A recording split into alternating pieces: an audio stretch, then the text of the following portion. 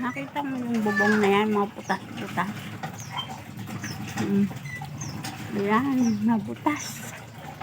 Kung ako siguro bibigyan ni Rosmar ng 1,000,000, abay, tatayuan ko ng bahay itong bakanting lote na ito. Ito, bakanting lote amin ito. Wala nga lang pang patay ng bahay. Rosmar, kung ako siguro bibigyan mo ng 1,000,000 na may bahay na ako.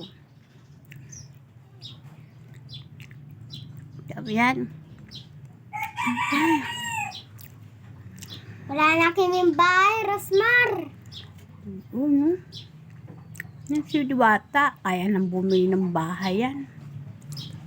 Diwata. Dinudumog ng customer. Meron kotse. 2 kotse. Opo, no, baby, no. Tayo, wala nga tayong bahay. Tapos yung bubong, butas-butas. Agi. Oh.